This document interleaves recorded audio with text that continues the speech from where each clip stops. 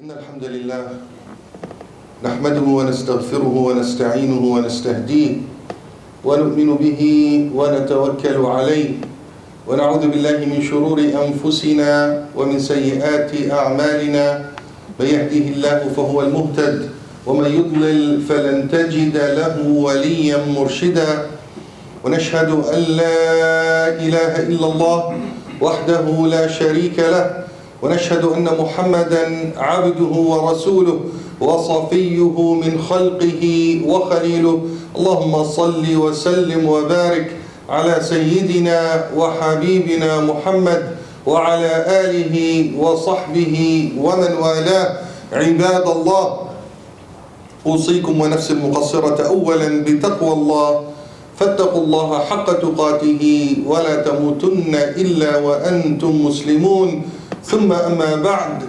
All praise are due to Allah subhanahu wa ta'ala, the most gracious and the most merciful, and the best of his peace and blessings shall be bestowed upon his beloved Prophet Muhammad sallallahu alayhi wa sallam and upon those that follow his footsteps. Dear brothers and sisters in Islam, Islam, as we've always heard, is a religion of knowledge, understanding, and you can easily detect this when you read the Holy Quran and Hadith Sharif. This is not just a slogan where we go out and say, oh, Islam is about knowledge, but then someone will tell you, well, how come a lot of people are oppressed? They can't express their opinion. They can express their opinions. This has nothing to do with Islam, and if you want to judge Islam, you judge Islam by its proper sources. Quran al-Kareem wa Sunnah Muhammad sallallahu alayhi wa sallam. It's not about what people say, and unfortunately it's not about what people do. Because a lot of people claim to be Muslims, they know nothing about Islam. They misrepresent Islam. I'm sure you've heard that numerous times. But today we want to focus on a very important concept, the concept of وَيَسْأَلُونَكَ in the Holy Quran. Asking questions.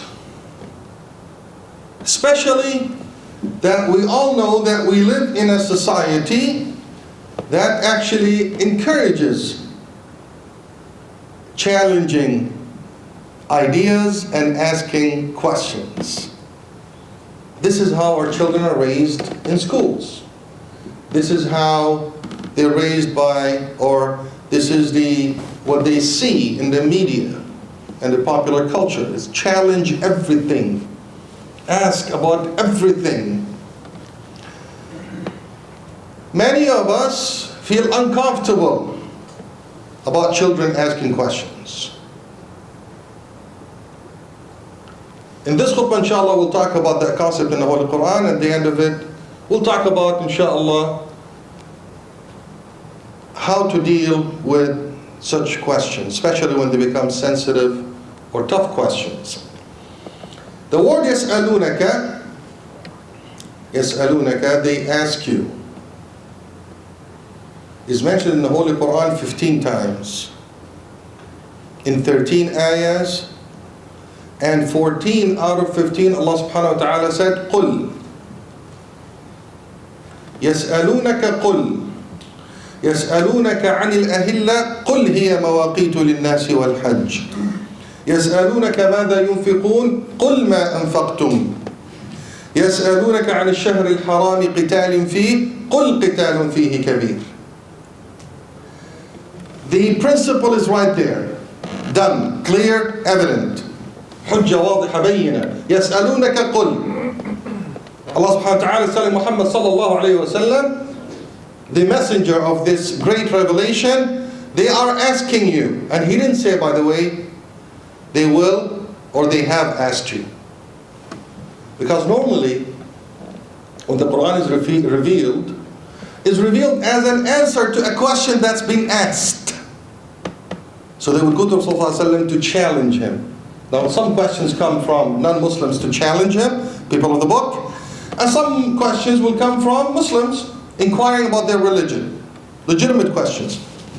But even those moment, whether it's a challenge or an inquiry, the question comes first, then Allah subhanahu wa ta'ala reveals the answer. However, Allah subhanahu wa ta'ala is saying, يَسْأَلُونَكَ مُضَارَ, continuation. One lesson there is, asking questions will never stop. Whether it's from people that are challenging Islam, or from your children that are truly want to learn, or from people from other religions that are truly interested in learning. So here's advice number one to you Muslims. يَسْأَلُونَكَ, questioning will never stop. What does that tell us? We need to be ready to answer questions. We need to have the knowledge to answer questions. We need to be aware of our religion to answer questions. Think of Muhammad sallallahu alayhi wa sallam and the people that are trying to challenge him. They come up to him and they ask him a tough question. And he fails to answer. What would happen? People would say immediately, Hasha, he doesn't know what he's talking about. They would say, he's making things up. And would immediately shoot the credibility of Muhammad sallallahu alaihi wasallam, Hasha, and the credibility of Islam. See how critical this concept is. So يَسْأَلُونَكَ will always they will always be asking you, قُلْ, immediately answer. Be ready with the answer. Be confident. You need to know that you have the answer. So first thing to build that confidence is you need to know, as Allah subhanahu wa ta'ala told us, وَلَقَدْ صَرَّفْنَا فِي هَذَا الْقُرْآنِ لِلنَّاسِ مِنْ كُلِّ مَثَلٍ وَكَانَ الْإِنسَانُ أَكْثَرَ شَيْءٍ جدلا. This should be your number one step. وَلَقَدْ صَرَّفْنَا فِي هَذَا الْقُرْآنِ لِلنَّاسِ مِنْ كُلِّ مَثَلٍ. You need to know, you need to have an absolute belief, absolute certainty. In your book, the answer, by the way, the answer is not in you. You might not know it. It's okay, don't feel weak. No, it's في هذا القرآن. It's in the book that Allah subhanahu wa ta'ala revealed. It's the knowledge of Allah subhanahu wa ta'ala. How can it not have an answer? If you believe it's a book revealed by Allah subhanahu wa ta'ala, how can it not have it? وَلَقَدْ صَرَّفْنَا. With absolute certainty, it's in the Holy Quran, it's there. But it's in في هذا القرآن. وَكَانَ الْإِنسَانُ أَكْثَرَ شَيْءٍ جَدَلًا. And people will always argue. Be ready. But you have it right there. So you need to be confident that I have the answer. You need to be diligent to seek the knowledge. But we all know that we might not be able to seek it, all of us. But at least, with absolute certainty, I'm faced with a tough question. I don't know it, what do I do? اسألوا أهل الذكر إن كنتم لا تعلمون. Then there are people that are specialized. But you should not look hesitant. You should not be doubtful. Sometimes you're faced with a question and you're like, and then you can tell on your face that you have doubts. Even if you don't know the answer, it's okay. Be confident that it's there and you can come back with the answer. So lesson number one, answer is there. Lesson number two, if you don't know it, be certain that you can come back with an answer if you go to the people that are specialized. However, Allah subhanahu wa ta'ala said, قُلْ هِيَ مَوَاقِيتُ لِلنَّاسِ وَالْحَجِّ. Give them the answer. Do not leave them without the answer. If you leave them without the answer, you are causing a huge damage. Your child is coming up to you with the question. You reject that question, you don't give the answer, you are damaging your child's confidence in Islam, and his aqeedah, his deen is being shaken if you don't give the answer, قُلْ. More on these ayat of يَسْأَلُونَكَ. Most of the ayat is about ahkam. يَسْأَلُونَكَ عَنِ الْمَحِيضِ. What's the ruling of al-mahid? What's the ruling of al-infaq? What's the ruling of qital fi shahr al-haram? So these are questions that come from Muslims. But there are also questions, or even non-Muslims, anybody that wants to know the ruling. So there are questions that are about ruling. So this is black and white. Clearly, You can go to the Ahl al-Dhikr, Ahl al-Ikhtisas, the experts, and say, what is the ruling on this? And this is also an encouragement for us to know our deen. Most of those ayat is about rulings. They're about rulings. We need to know how to live our life. We need to know how to do this. We need to know al-mu'amalat. We need to know how to deal with the money. We need to know how. The knowledge is there. You need to ask. There are some questions that cannot be answered. And I'm sure each and every one of us have been faced with this with our children. They ask you a question, you don't know what to answer. You try to brush them off, you're causing more damage. Well, Allah subhanahu wa ta'ala is giving us a method here. وَلَقَدْ صَرَفْنَا فِي هَذَا الْقُرْآنِ لِلنَّاسِ مِنْ كُلِّ مَثَلٍ. Here's an example. وَيَسْأَلُونَكَ عَنِ الرُّوحِ. Muhammad sallallahu alayhi wa sallam, Allah subhanahu wa ta'ala is saying, they will be asking you about the ruh, soul. Where Muhammad sallallahu alayhi wa sallam did not have an answer. Allah did not reveal an answer to him. Allah deliberately, Jalla fi ula, kept it as a ghaib. However, He gave Muhammad sallallahu alayhi wa sallam an answer. وَيَسْأَلُونَكَ عَنِ الرُّوحِ قُلِ الرُّوحُ مِنْ أَمْرِ رَبِّي وَمَا أُوتِيتُم مِّنَ الْعِلْمِ إِلَّا قَلِيلًا. Here's a technique. Here's an advice. Your children are asking you about Allah subhanahu wa ta'ala, about the ruh, about things that are tough. If we truly don't have an answer, like the ruh, there is an indirect answer to tell people where there is part, why don't we have an answer for ruh? And this is from I'jaz Allah subhanahu wa ta'ala to let us know, to keep us in place. And it's the end of the ayah. وَمَا أُوتِيتُم مِّنَ الْعِلْمِ إِلَّا قَلِيلًا. All you humans, if you think you can ask about everything and know everything, will realize that you're limited. Because the understanding of your limits as a human being, it's important for you not to become arrogant. You cannot be a Muslim, a mu'min, and an arrogant at the same time. It doesn't work. Arrogance will destroy you in everything you do. Forget about religion. Put it aside for a second. If you are arrogant in business, you will fail. If you are arrogant in relationships, you will fail. If you are arrogant in anything you do, you will fail. So there's part of the knowledge that Allah subhanahu wa ta'ala held back to teach us a lesson of humbleness.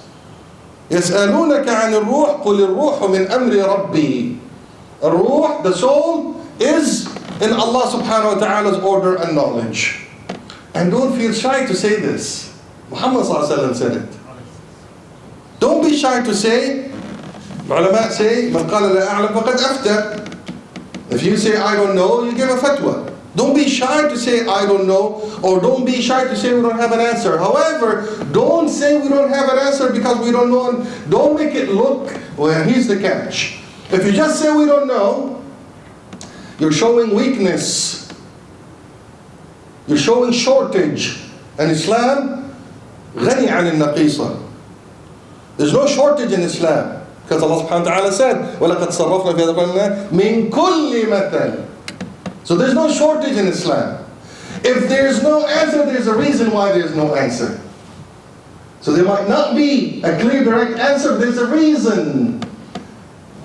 قُلِ الرُّوحُ مِنْ أَمْرِ رَبِّي. It's from Allah subhanahu wa ta'ala, and He deliberately kept that secret and knowledge from us to tell us what? وَمَا أُوتِيتُم مِّنَ الْعِلْمِ إِلَّا قَلِيلًا. Know your place, you humans. You have a limit. However, inshallah, when we meet Allah subhanahu wa ta'ala في Dar al-Akhirah, you will know. So this is another answer part to it. It's okay, I don't know it now. Would I know it later? Yes, you would know it later. Because the dunya is not everything. And so Allah subhanahu wa ta'ala also held some information to be revealed when? Al-Akhirah. Because for us as Muslims, there's dunya and akhirah. We cannot separate them from each other. So here's another lesson. We don't know it now, we'll know it later. What does Allah look like? Common question. Even Aisha radiallahu anha asked Muhammad sallallahu alayhi wa sallam, أَرَأَيْتَ رَبُّكَ? Did you see Allah subhanahu wa ta'ala? قَالَ نُورٌ أَنَّا أَرَاهُ. When he went to Sidrat al-Muntaha. He said, I can't see him, light. I am not physically built to see him. However, يوم القيامة إلى ربها ناظرة. We will see him in Yawm al-Qiyamah. So some of the knowledge, we don't say we don't have answer, we will say it's held from us, will be revealed inshaAllah in Jannah. This is an answer.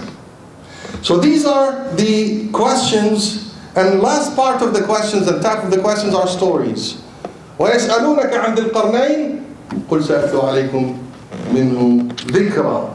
Some are stories, and these are great stories that you can share with your children and anybody else. And then you give, Allah subhanahu wa ta'ala gave details for Dhil Qarnayn.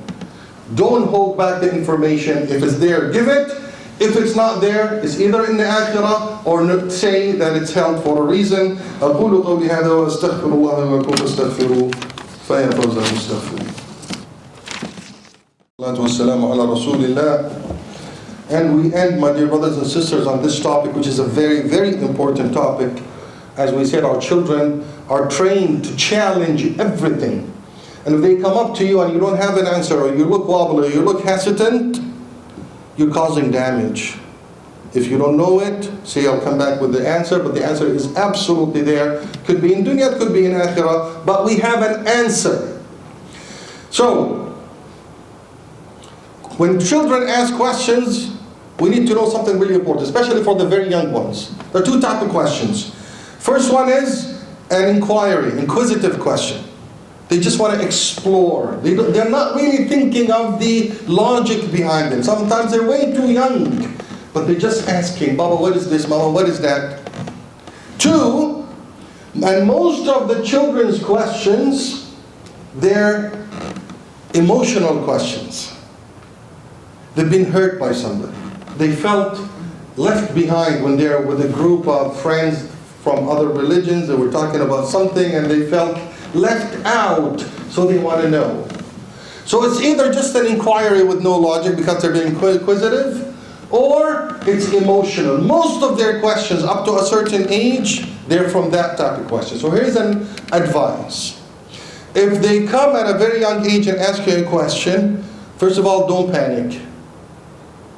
Don't show that, there's a big problem. No, it's okay to ask. Encourage them to ask. Second advice, golden advice, is don't jump into answering the question. Understand the siyaq, understand the condition first. Are they hurt? Are they going through something that's bothering them? Sometimes we come and tell you, oh, I want to know what Allah looks like. And then when you dig into it, they'll say, okay, someone showed me their God's picture, and I want to see mine. So they didn't get to that question because they were logically pondering and thinking, and there was an incident. And then you can tackle that and help them. Because most of the time, our children, especially in public schools, they're under so much pressure. We need to deal with it. We need to understand their emotions. We need to be very give them a lot of attention when they ask questions. Sit down, have a discussion, have a dialogue, comfort them, listen to them, show them a lot of love and care. Put them in that condition and then get to the answer at the very end. Sometimes you don't even need to answer because the answer might be too advanced for them. Just a little bit will make them happy. This is how, inshallah, we'll be handling the questions of our children, but never ever run away from them. And never ever not give them questions. We ask Allah subhanahu wa ta'ala to grant us some of His knowledge. Ask Allah subhanahu wa ta'ala to help us understand our deen and help us apply it. Allahumma arina al-haqqa haqqan warzuqna ittiba'ah. وأرنا الباطل باطلا وارزقنا اجتنابه. اللهم اقسم لنا من خشيتك ما تحول به بيننا وبين معاصيك ومن طاعتك ما تبلغنا به جنتك ومن اليقين ما تهون به علينا مصائب الدنيا ومتعنا اللهم بأسماعنا وأبصارنا وأبداننا وقواتنا أبدا ما أحييتنا واجعله الوارث منا واجعل ثأرنا على من ظلمنا. اللهم اغفر لنا وارحمنا وعافنا واعف عنا إنك على كل شيء قدير. إن الله وملائكته يصلون على النبي يا أيها الذين آمنوا صلوا عليه وسلموا تسليما. اللهم صل وسلم وبارك على سيدنا محمد وعلى آله وصحبه أجمعين. وأنت يا أخي أقم الصلاة.